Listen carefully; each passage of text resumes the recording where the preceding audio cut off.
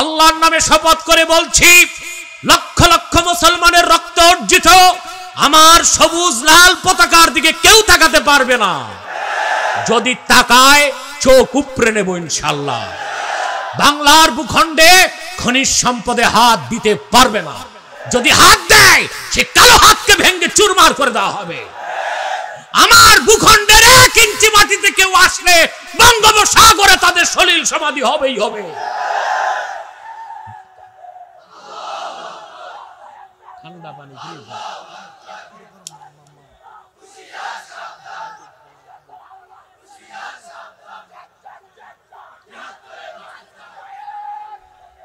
بالله من شرور أنفسنا ومن سيئات أعمالنا من يهده الله فلا مضل له ومن يضلله فلا هادي له ونشهد أن لا إله إلا الله وحده لا شريك له ونشهد أن سيدنا وحبيبنا ومولانا محمدا عبد الله ورسوله صلى الله عليه وعلى آله وصحبه وسلم الذي أكمل الله به قصر النبوة أي ختم الله به النبوة وحكم لا نبي بعده وأعلن في القرآن بالبرهان أن محمدا صلى الله عليه وسلم خاتم النبيين والمرسلين الذي أرسله بالحق بشيرا ونذيرا وداعيا إلى الله بإذنه وسراجا منيرا فقد قال الله تعالى في كلامه المجيد والفرقان الحميد أعوذ بالله من الشيطان الرجيم بسم الله الرحمن الرحيم هدى للمتقين صدق الله العظيم وصدق رسوله النبي الكريم ونحن على ذلك من الشاهدين والشاكرين والحمد لله رب العالمين إن الله وملائكته يصلون على النبي يا أيها الذين آمنوا صلوا عليه وسلموا تسليما اللهم صل على আবার তো চেহারা ঢেকে যাবে এই তো গরম পানি নেই শান্ত তো চুপচাপ বল আপনারা ক্লান্ত হয়ে গেছেন অনেক স্লোগান দিয়েছেন গলায় আর শক্তি নাই মোহাব্বতে দরুদ সালাম পড়ুন আল্লাহুম্মা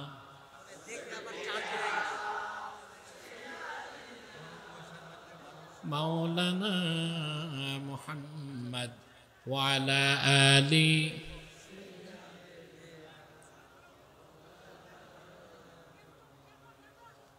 मदीना मदीना मोमिनों की गुनगुना है दीदारे मदीना आशिकों की तमन्ना है अल्लाहुम्मा सल्ले अला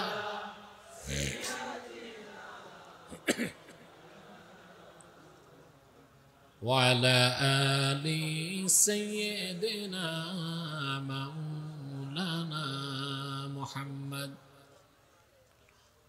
محمد رسول الله صلى الله عليه وسلم ختم الله به النبوة وحكما لا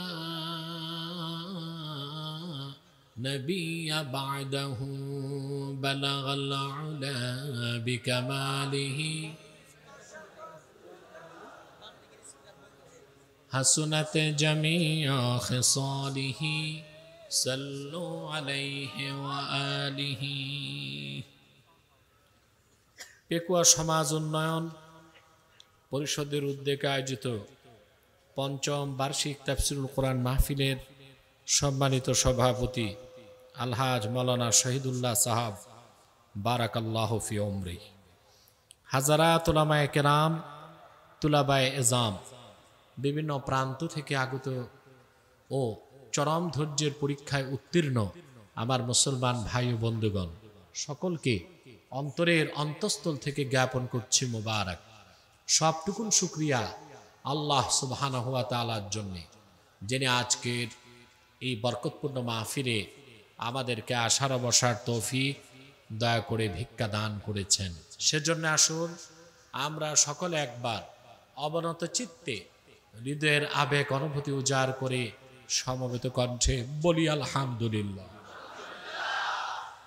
অগণিত অসংখ্য দরুদ ও সালাম আল্লাহর সৃষ্টির প্রধান আকর্ষণ, বিশ্ব সভার সভাপতি, সকল নবী রাসূলগণের মাথার তাজ, শামসুল হিদায়াত, বদরুদ্দুজা, সাইয়্যিদুস সাকালাইন, ইমামুল মুরসালিন, খাতামুন নবিয়্যিন ওয়াল মুরসালিন, আফতাবে নবুওয়াত, শান শাহে রিসালাত, সরকারে দো জাহাं, সুলতানুল মদিনা, নবিয়ুল আম্বিয়া, হুজুরে আকরম, নূরে মুজাসসম, নূরুন আলা নূর, সাইয়্যিদিনা হাবিবিনা শফিঈনা মাওলানা মুহাম্মদ সাল্লাল্লাহু আলাইহি ওয়াসাল্লামার উপর আল্লাহ জাল্লা যিকরু, যাকে আজ থেকে ১৫০০ বছর আগে প্রেরণ করেছেন, সর্বশ্রেষ্ঠ ও সর্বশেষ নবী ও রাসূল হিসেবে, যার পরে আজ পর্যন্ত পৃথিবীতে অবশ্যই কোনো প্রকার নবী কিংবা রাসূল অবশ্যই আসে নাই, অবশ্যই এখনো নাই, অবশ্যই কিয়ামত পর্যন্ত আসবে না। সম্মানিত সুধী, আমি এসেছি শুধু হাজিরা দিতে। মাহফিলটি ছিল 10 তারিখ। কত তারিখ? বৃষ্টিপাতের কারণে মাহফিলটি স্থগিত ছিল। আমার প্রায় 1 বছর আগের প্রোগ্রাম ছিল কুতুবদিয়াতে। সেই প্রোগ্রামটি করে আজকে ওয়াদা রক্ষায় আমাকে এখানে আসতে হয়েছে। আমাদের প্রত্যেকের সদিচ্ছার অভাব ছিল না, কিন্তু মুমিনের কাজ কি? রদা বিল কাজা, আল্লাহ যা তকদিরে লেখেন তা মেনে নিতে হয়, ঠিক কিনা? আমি শুনেছি আমাদের এখানে আসার বিলম্ব দেখে কিছু মানুষ কিছু মন্তব্য তুলেছে। এরা কারা আমি জানি না, এরা আদৌ বিশ্বাসী কিনা তাও আমি জানি না। এত বিশাল মাহফিল কর্তৃপক্ষ করে, কমিটি করে। আমার আজকে ঢাকা থেকে আসতে 1 ঘন্টা ফ্লাইটে লেট হয়েছে। তারপর সেই কুতুবদিয়ার মাহফিল, আমার মনে হয় কুতুবদিয়ার ইতিহাসে মানুষ এত লোক দেখে নাই। আল্লাহর কোরআনের আকর্ষণে কয়েক লক্ষ মানুষের সমাবেশ ঘটেছে।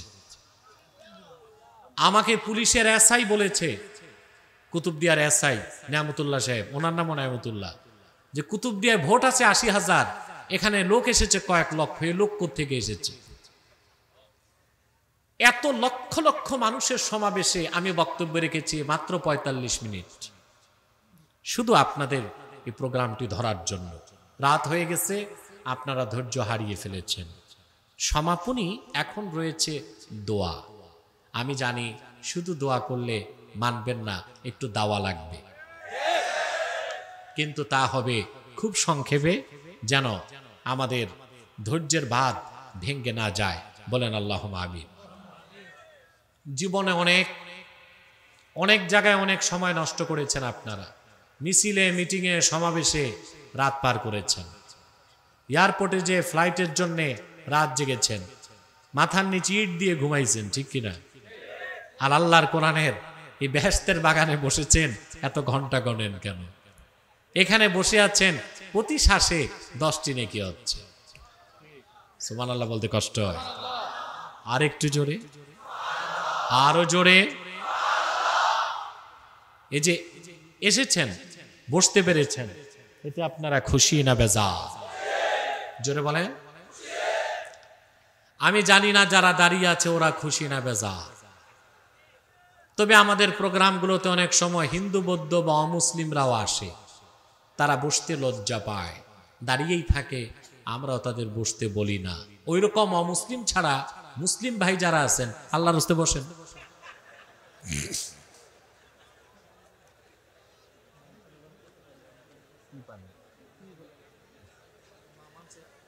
তবে তবে ওইটাই দাও। তবে যাদের জিন্সের প্যান্ট তারা বসেন না, কারণ আমি বুঝি না জিন্সের প্যান্ট যারা পরে যুবকরা, এটা কি পা দিয়ে সেলাই করছে না সেলাই করার পর পা দিছে, এটা বুঝি না। ওদেরকে বসতে বললে বিপদ আছে, চিটেন ফাঁক, ওরা ছাড়া বাকিরা বসে যান। আমি খুব সংক্ষেপে কিছু আজকের বিদায়ী নসিহত, আপনারা তো অনেক বক্তার কথা শুনেছেন, ঠিক কিনা? কি মেসেজ নিয়ে বাড়ি যাবেন? একটা মেসেজ নিয়ে তো যেতে হবে, কথা বলে। সে মেসেজটা দিয়ে আমি মুনাজাত করে দিচ্ছি, একটি মেসেজ দিচ্ছি। লক্ষ লক্ষ টাকা খরচ করে এ মাহফিল করার অর্থ কি? প্রশ্ন আছে বলেন। এখানে কয়েক লক্ষ লক্ষ টাকা খরচ হয়েছে আজকের মাহফিলে। তারপরে রাত এখন প্রায় 12:30 পার হয়ে গেছে, হাজার হাজার লোক এখনো বসে আছেন। যেখানে আমার আসার কথা 8:30টায়, ওখানে 4 ঘন্টা পরে এসেছি। বসে আছেন, আল্লাহর পবিত্র সত্তার কসম, কোন ব্যক্তির আকর্ষণে নয়, এই কোরআনকে ভালোবেসে।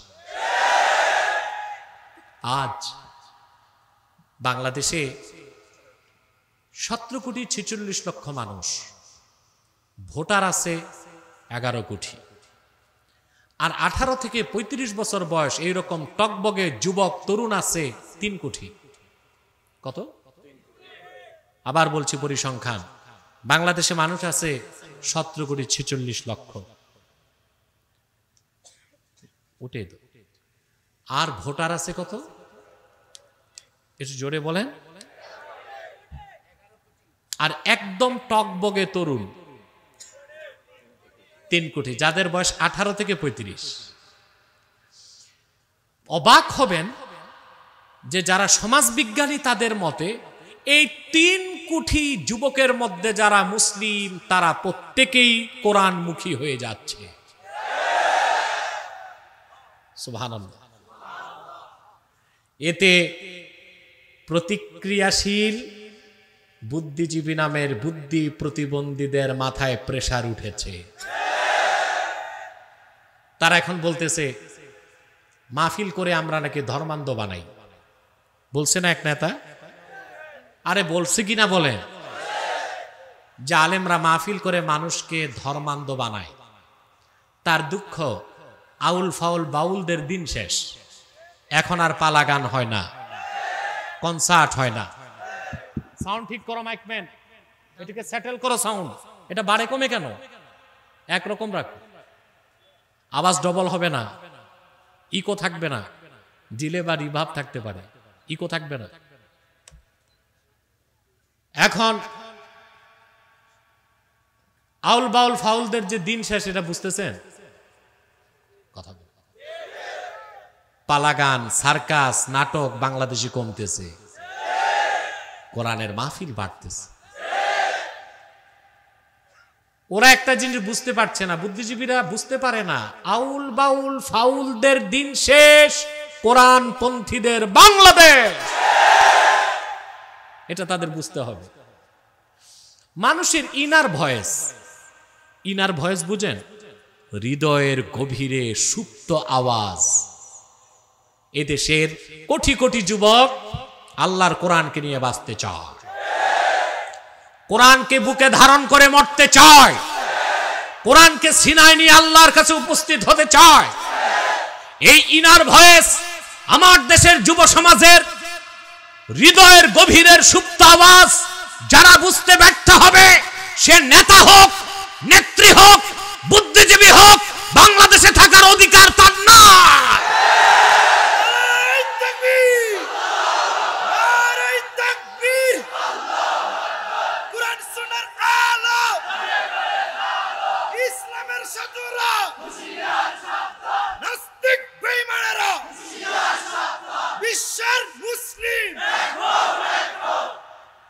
আমার প্রিয় ভাই বন্ধুগণ, বাংলাদেশে নাস্তিকদের আস্ফালন যত বেশি হোক, বাংলার মাটি কোরআনপন্থীদের ঘাঁটি। ইসলামকে চ্যালেঞ্জ যারা করে, দেশেও তাদের জায়গা হয় না, দলেও তাদের জায়গা হয় না। যে পশ্চিমাদের গোলামি করে, তাদের দেশেও জায়গা হয় না। দেখছেন?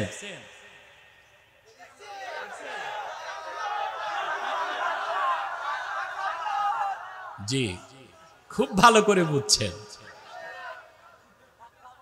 এই রকম কোয়ালিফাইড শ্রোতা হলে আর বেশি কথা বলতে হয় না, টোকা দিলে বোঝা যায়। সুবহানাল্লাহ বলেন। বাংলাদেশের রাষ্ট্রধর্মী ইসলাম থাকতে দিবে না। আল্লাহ ওর ভিসা চিরকালের জন্য ক্যান্সেল করে দিয়েছে, বাংলাদেশ থেকে আউট। গেছে মামুর বাড়ি, ওখানে পত্রপাঠ বিদায়। পত্রপাঠ বিদায় বুঝছেন? ইমিগ্রেশন পার হইতে দেয় নাই, এক কাপ চাও খেতে দেয় নাই। কথা বুঝতে পারছেন? এখন লক্ষ লক্ষ টাকা খরচ করে এই যে মাহফিল করার উপকারিতা তা কি পেয়েছেন? এই যে যুব সমাজ, তাদেরকে নষ্ট করা যাচ্ছে না, তারা দিন দিন কোরআনমুখী হচ্ছে। এটাই হচ্ছে মাহফিলের সবচেয়ে বড় উপকার। ঠিক কিনা বলেন?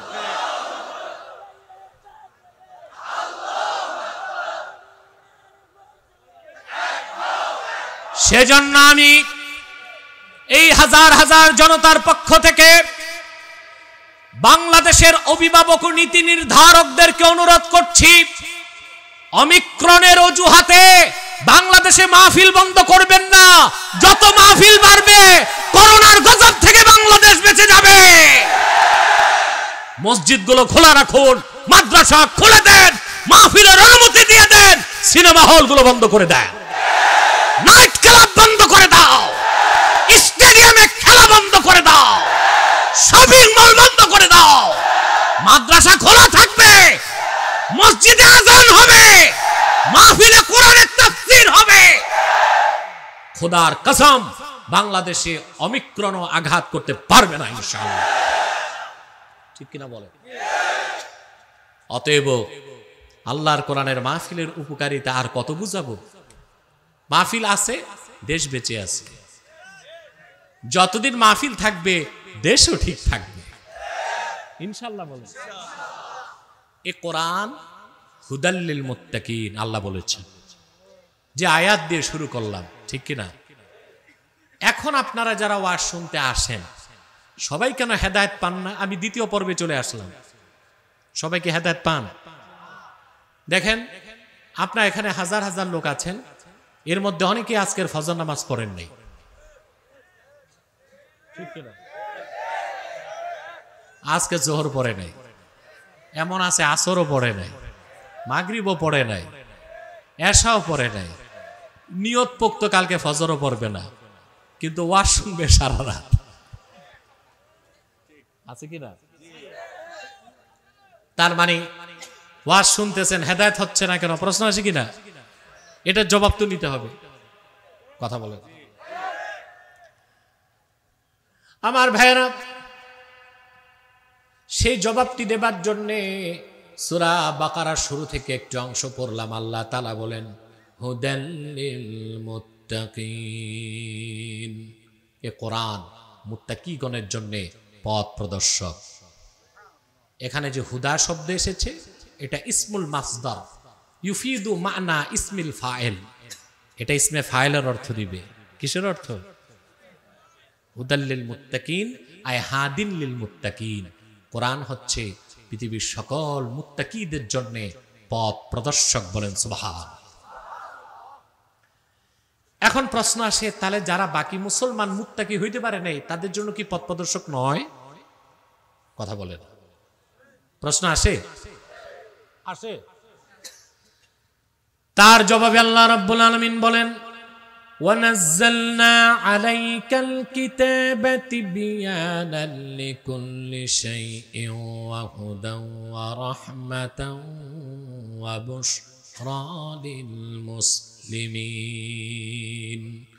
আল্লাহ রাব্বুল আলামিন বলেন, মুহাম্মদ সাল্লাল্লাহু আলাইহি ওয়াসাল্লাম, এই 30 পারা কোরআন আপনার উপর নাজিল করেছি তিবিয়ানাল লিকুল্লি শাই, সব কিছু সুস্পষ্ট ব্যাখ্যা হিসেবে।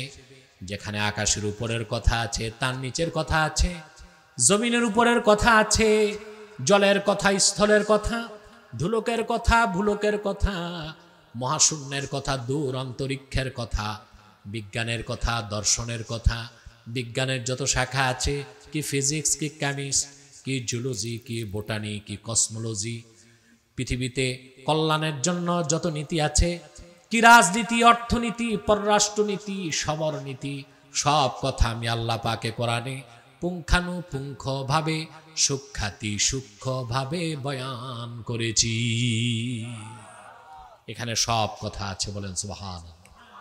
ওয়া হুদা ওয়া রাহমা ওয়া বুশরা লিল মুসলিমিন, পৃথিবীর সব মুসলমানের জন্য কোরআন হেদায়েতকারী, সুসংবাদের বাহন আর রহমতের কান্ডার। বলেন সুবহানাল্লাহ। আমরা দুটো জবাব পেলাম, কোরআন হুদাল্লিল মুত্তাকিন, মুত্তাকিদের জন্য পথ প্রদর্শক। আরেকটা জবাব পেলাম, কোরআন হুদাল্লিল মুসলিমিন, মুসলমানদের জন্যও পথ প্রদর্শক। সুবহানাল্লাহ বলবেন না?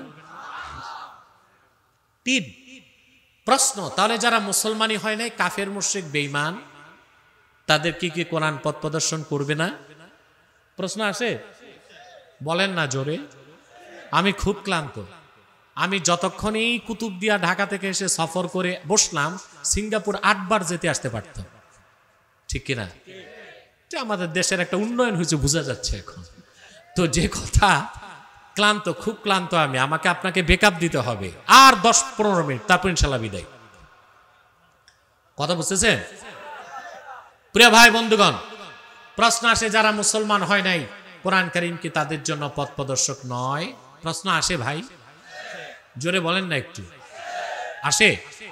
আল্লাহ জবাব দিয়েছেন কোরআন শরীফে। আল্লাহ রাব্বুল আলামিন বলেন, শাহরু রমাদানাল্লাযী উনজিলা ফীহিল কুরআনু হুদাল লিন-নাসি ওয়া বায়্যিনাতিন মিনাল হুদা ওয়াল ফুরকান। হুদাল লিন-নাস, এ কোরআন হুদাল লিল মুত্তাকিন, হুদাল লিল মুসলিমিন, হুদাল লিন-নাস, সকল মুত্তাকিগণের জন্য কোরআন পথ প্রদর্শক, সকল মুসলমানের জন্য কোরআন পথ প্রদর্শক, সকল মানুষের জন্য, কি শ্বেতাঙ্গ কি কৃষ্ণাঙ্গ, কি মুমিন কি মুনাফিক, কি কাফের কি মুশরিক, কি আস্তিক কি নাস্তিক, কি রাম কি বাম, কি শ্বেতাঙ্গ কি কৃষ্ণাঙ্গ, সকল মানুষের জন্য কোরআন হেদায়েতকারী। আমরা কয়টা কথা পেলাম? জোরে বলতে হবে। হুদাল লিল মুত্তাকিন, হুদাল লিল মুসলিমিন, হুদাল লিন নাস। সুবহানাল্লাহ বলবেন।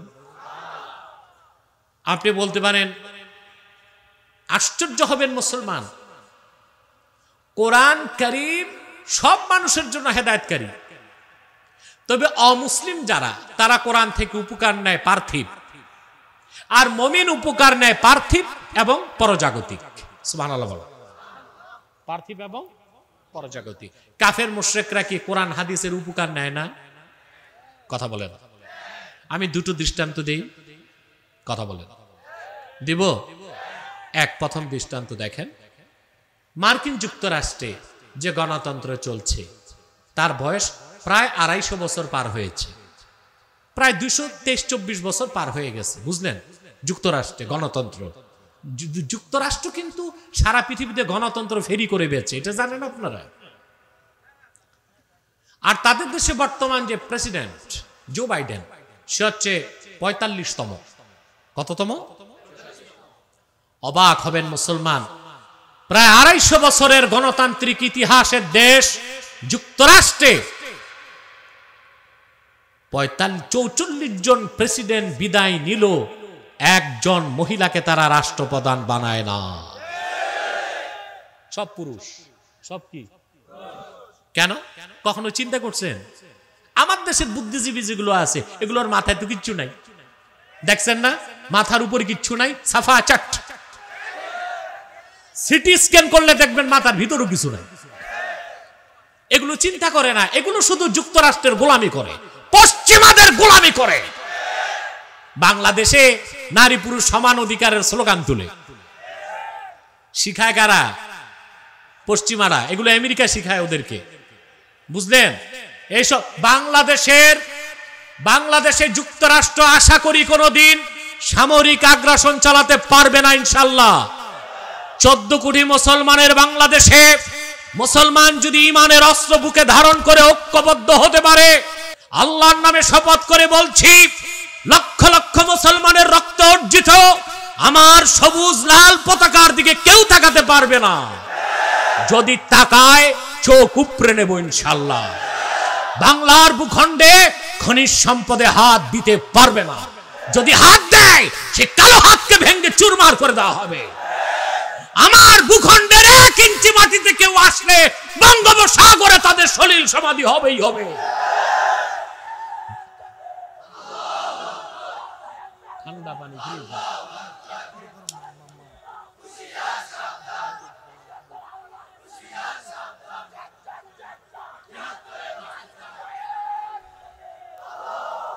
আমার মুসলমান ভাই বন্ধুগণ, আমেরিকা বাংলাদেশে করতেছে কালচারাল অ্যাটাক, সাংস্কৃতিক আগ্রাসন। কি করতেছে? সামরিক আগ্রাসনের ক্ষমতা সাহস আমেরিকারও নাই, আর এখন তো আরো নাই। মধ্য এশিয়াতে তালেবান এমন থেরাপি দিচ্ছে, থেরাপির চোটে ওর পররাষ্ট্রনীতিগিরি, ওর পরাশক্তি এখন নেওয়া হয়েছে ধরাশক্তি। ঠিক কিনা? 1 টাকা 2 টাকা। বিশেষজ্ঞগণ বলেছেন তার আফগানিস্তানে যুদ্ধে ব্যয় হয়েছে 19 বছরে $2.26 ট্রিলিয়ন। বিলিয়ন না, ট্রিলিয়ন ডলার, যা খরচ করলে গোটা আফ্রিকা ও দক্ষিণ এশিয়ার দারিদ্রতা দূর হয়ে যেত। এত টাকা খরচ করছে। তারপর নির্ধারিত সময়ের আগেই ছেড়ে দে মা কেঁদে বাঁচছে, ওদের অস্ত্র শস্ত্র ফেলে ভাগছে। এখন আর ক্ষমতা নাই কোনো মুসলিম রাষ্ট্রে আঘাত করবে ইনশাআল্লাহ, যদি আমরা মুসলমান ঐক্যবদ্ধ থাকতে পারি। আর ভারত এ তো 3 নম্বর রাষ্ট্র, 3rd ক্লাস কান্ট্রি। এর কোনো ক্ষমতা নেই বাংলাদেশের দিকে চোখ দিবে যদি আমার দেশের ভিতর থেকে গাদ্দারি কেউ না করে। ওরা আঘাতটা কি করতেছে? কালচারাল অ্যাটাক, সাংস্কৃতিক আগ্রাসন। আমেরিকা, পত্তলিকরা, ইহুদিবাদীরা, জায়নবাদীরা বাংলাদেশে যুব সমাজকে সাংস্কৃতিক ভাবে বিধর্মী বানাবার জন্য চালু করেছে পহেলা বৈশাখের মতো বেহায়াপনা, চালু করেছে 31st নাইট, চালু করেছে ভ্যালেন্টাইন্স ডে, চালু করেছে নারী পুরুষের সমান অধিকার।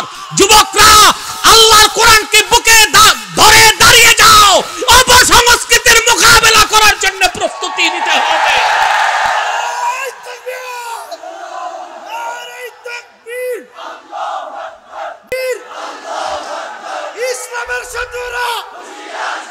তোমাদেরকে আজ আমি ওয়াদা করাচ্ছি, ওয়াদা করতে হবে তোমাদের। আমি বলবো, তোমরা বলবা না। Pohela Boishakh, Valentine's day, 31st night, এগুলো চলবে না বাংলাদেশে। ওরা এই সাংস্কৃতিক কালচারাল অ্যাটাকের মাধ্যমে আমার যুব সমাজকে বিধর্মী বানাতে চায়। আরেকটা ওদের অপসংস্কৃতির প্রচার বাংলাদেশে করেছে, নারী পুরুষ সমান অধিকার। কেমনে সমান হবে? আপনারা ওই যে জাফরুল্লাহর সাথে আমার ডিবেটটা দেখছিলেন, ও সোরের সাথে না, সোরের পরে যে বসছে, দেখছেন? হ্যাঁ, ওখানে প্রায় তো 2.5 ঘন্টার ডিবেটে ভদ্রলোক পরাজয় বরণ করে নিয়েছে। আমি সেখানে যথেষ্ট সায়েন্টিফিক থিসিস উপস্থাপন করেছি। সৃষ্টিগতভাবেই তো আল্লাহ তাআলা পুরুষ আর নারীর মধ্যে 25টা পার্থক্য রাখছেন, ফিজিক্যাল, সাইকোলজিক্যাল, সায়েন্টিফিক। অতএব তুমি কেমনে নারী পুরুষ সমান করবা? নারী পুরুষের অধিকার সমান হইতে পারে না। এক বাংলাদেশি বুদ্ধিজীবী, অক্সফোর্ডে পড়ছে, বুঝলেন, বিয়ে করছে ইংরেজ মেয়ে। বিয়ের পর ওই মহিলা তো পাশ্চাত্যের বুদ্ধিজীবীকে বলছে, বাংলাদেশের বুদ্ধিজীবীকে, যে তোমার আমার অধিকার সমান, অধিকার সমান। আমি 6 ঘন্টা ঘরের কাজ করলে তোমারও 6 ঘন্টা করতে হবে। বেকুব বুদ্ধিজীবী কয় ঠিক আছে, তোমার কথাই ঠিক। একদিন আমি কাপড় কাচবো, তুমি ভাত রান্না করবা, আমি ভাত রান্না করবো, একদিন তুমি কাপড় কাচবা। আমি অসুস্থ হলে তুমি নার্সিং করবা, তুমি অসুস্থ হলে আমি নার্সিং করবো, ঠিক। এখন এই বুদ্ধিজীবী অসুস্থ হয়ে গেছে, উঠতে পারে না, তার একটু পেশাবের প্রয়োজন, বুঝলেন। বিবিকে ম্যামসাপ, তো ওই পাশ্চাত্যের ম্যামসাপ ওই রকমই আর কি, মহিষের মতো একটু, বলে আমি তো হাঁটতে পারতেছি না, তুমি আমার কাঁধে উঠায় একটু পেশাব করায় দাও। বলতে দেরি, সাথে সাথে ওই মহিলা তার হাজবেন্ড বুদ্ধিজীবীকে কাঁধে উঠায়া দূরে যে বলো ছাড়ো, বুঝলেন। ম্যাম সাহেবের কাঁধে বসে, স্যার যা করার করছে, সমস্যা কিছু হয় নাই, ফিজিক্যাল কারণে। ঘটনাচক্রে একদিন ম্যাম সাহেব অসুস্থ হয়ে গেছে, বলতেছে অধিকার সমান, তোমারে আমি কাঁধে নিয়ে পেশাব করাইছি, আজকে তুমি আমারে কাঁধে নিয়ে পেশাব করাও। বেকুব বুদ্ধিজীবী বুঝে না এটা সম্ভব না, ফিজিক্যাল পার্থক্য আছে। ম্যাম সাহেবকে তো কাঁধে নিয়ে কয় ছাড়ো, ছাড়ছে পরে ওনার গোসল হয়ে গেছে।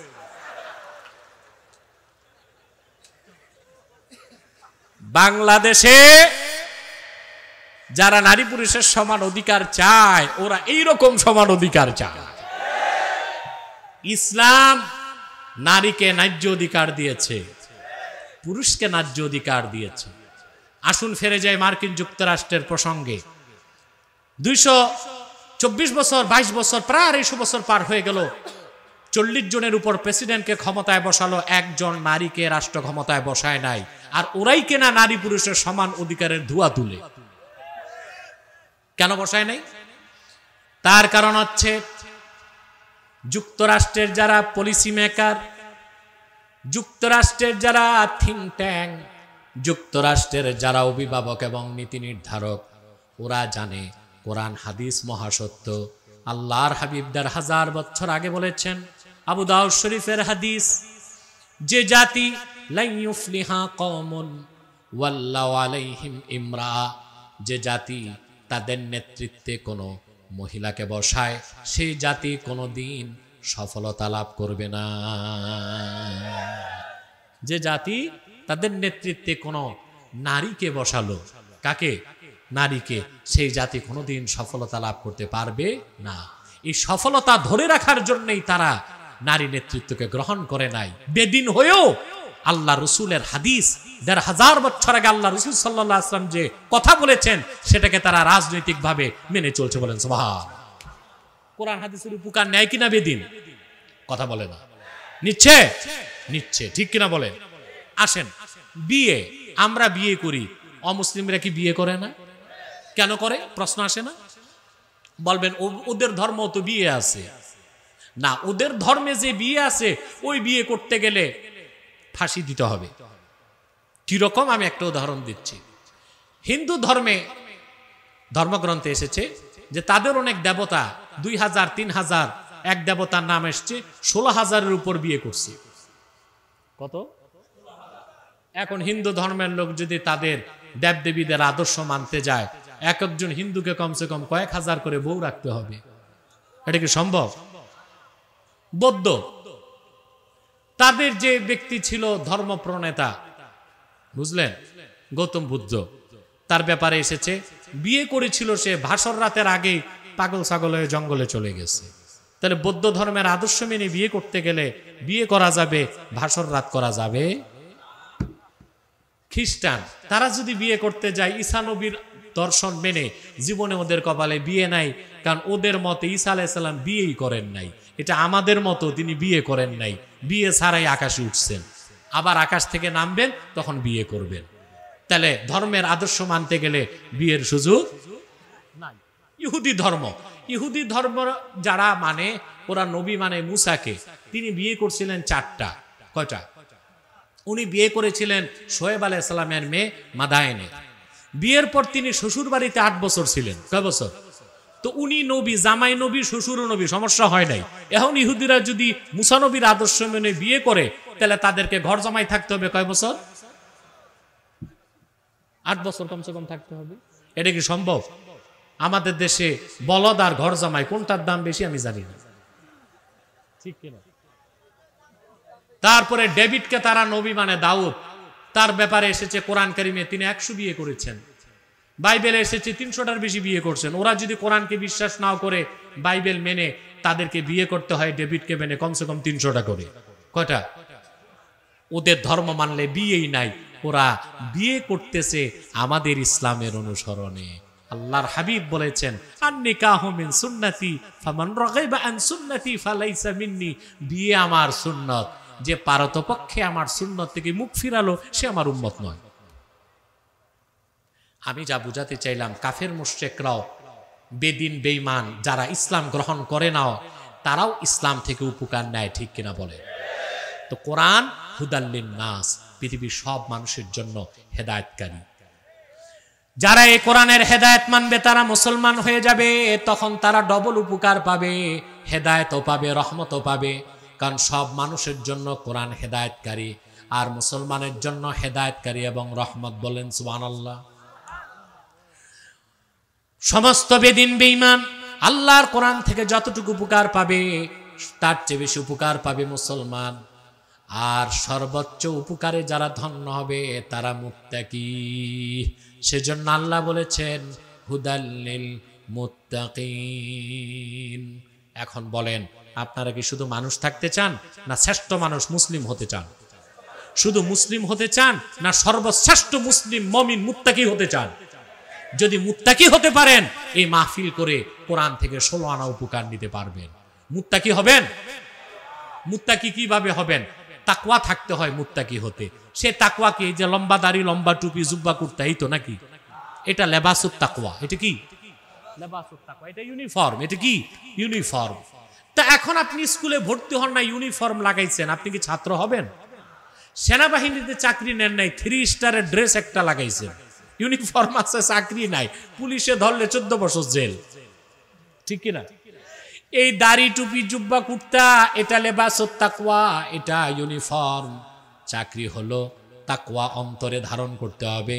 আল্লাহর হাবিব ইরশাদ করেছেন, আত-তাকওয়া হা হুনা, আত-তাকওয়া হা হুনা, আত-তাকওয়া হা হুনা, ওয়া আশারা ইলা সাদরিহি সালাসা মাররাত। তাকওয়া এখানে, তাকওয়া এখানে, তাকওয়া এখানে। আল্লাহর হাবিব সাল্লাল্লাহু আলাইহি সাল্লাম এই কথা 3 বার বললেন।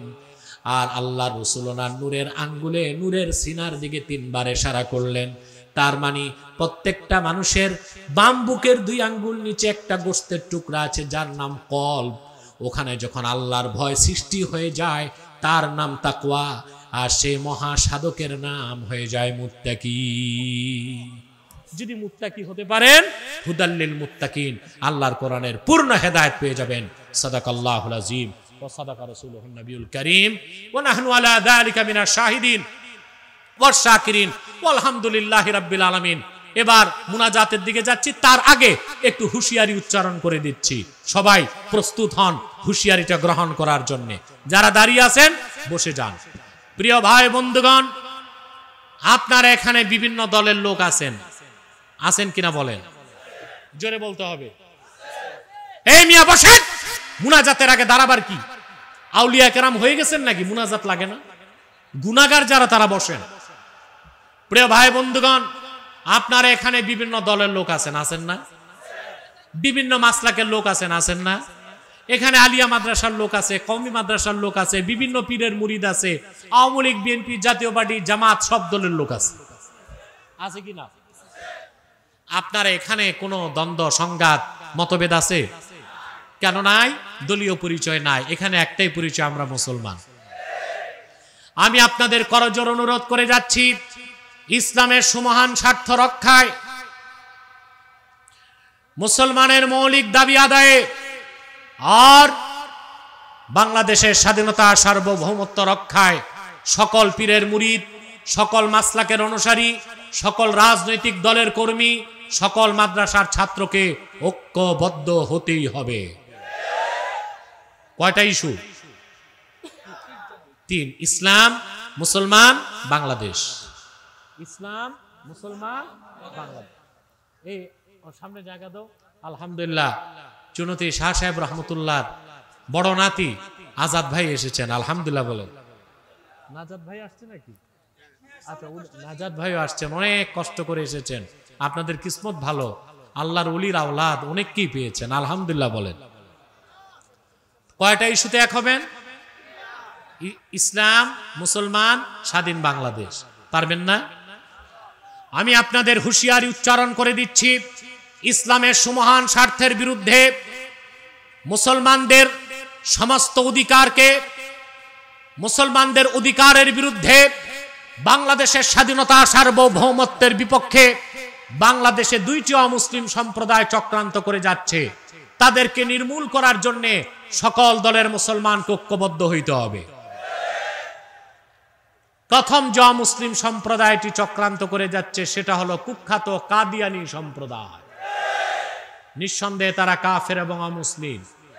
তাদেরকে যারা কাফের বলবে না তারাও কাফের, কারণ তারা আল্লাহর আখিরি নবী মুহাম্মদ সাল্লাল্লাহু আলাইহি সাল্লামকে আল্লাহর শেষ নবী হিসেবে বিশ্বাস করে না।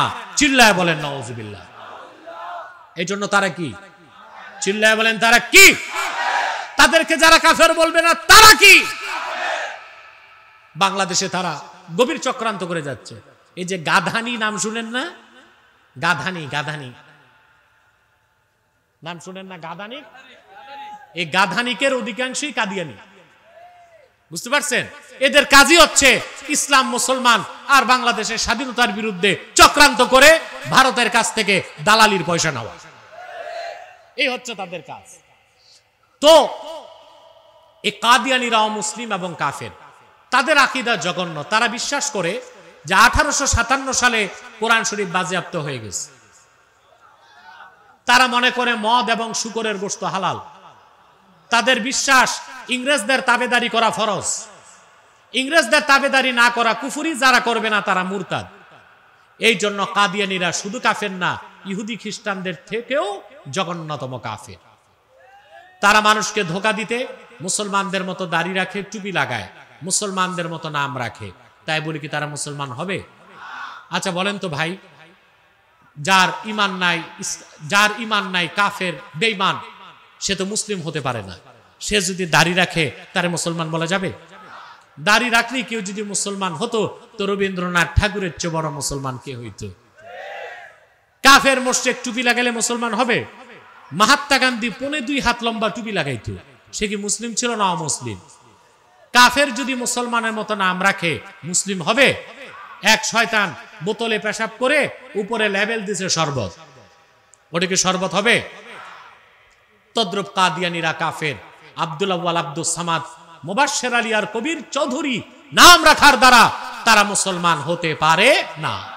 আমার ভাইয়েরা, আমার বন্ধুরা, আমার আল্লাহ ও নূর নবী আমার মুহাম্মদ সাল্লাল্লাহু আলাইহি ওয়াসাল্লামের ইসলাম ও কোরআনের হাজার হাজার হাজার বছর পরে বর্তমান ভারতের কুখ্যাত, পাঞ্জাবের কুখ্যাত, গুরুদাসপুরের কুখ্যাত কাদিয়ানে ইংরেজ আমলে এক শয়তান নিজকে নবী দাবি করছে। চিল্লায় বলেন নাউজুবিল্লাহ। ওই শয়তানটার নাম রেখেছিল তার বাপ মির্জা গোলাম আহমদ কাদিয়ানী। তাকে গোলাম আহমদ বলা যাবে না, কারণ গোলাম আহমদ অর্থ আহমদ এর গোলাম। আর কাদিয়ানের কাজ্জাব, মিথ্যা নবুয়তের দাবিদার মির্জা গোলাম শয়তান কাদিয়ানী, সে ছিল কুখ্যাত কাফের, ইংরেজদের পা চাটা গোলাম। সে গোলাম আহমদ, আহমদ এর গোলাম ছিল না, সে ছিল কুখ্যাত শয়তানের কুখ্যাত গোলাম। কাদিয়ানের কাজ্জাব, মিথ্যা নবুয়তের দাবিদার মির্জা গোলাম শয়তান কাদিয়ানীর উপর গজব এসেছে 1908 সালে। যখন গজব এসেছে, কাদিয়ানের কাজ্জাব, মিথ্যা নবুয়তের দাবিদার মির্জা গোলাম শয়তান কাদিয়ানী 1908 সালে ধ্বংস হয়ে কুখ্যাত জাহান্নামের কুখ্যাত কুকুরে পরিণত হয়েছে, তার অনুসারীরাও ধ্বংস হয়েছে। বর্তমানে কিছু কাদিয়ানী রাজনৈতিক দলগুলোতে ঘাপটি মেরে বসে আছে, বিভিন্ন ডিপার্টমেন্টে বসে আছে। তাদের একমাত্র কাজ ইসলাম মুসলমানের বিরোধিতা করা, বাংলাদেশের স্বাধীনতার বিরোধিতা করা। তাদেরকে নির্মূল করার জন্য সকল দলের মুসলমানকে ঐক্যবদ্ধ হইতে হবে। আমাদের সকল দলের একটাই একটাই দাবি, অনতিবিলম্বে স্বাধীন বাংলায় শয়তান কাদিয়ানীদেরকে রাষ্ট্রীয়ভাবে অমুসলিম ঘোষণা করতেই হবে, করতেই হবে, করতেই হবে। এই দাবি আদায়ে যদি জানমাল দিতে হয়, কারা কারা প্রস্তুত আছেন হাত তুলে দেখা।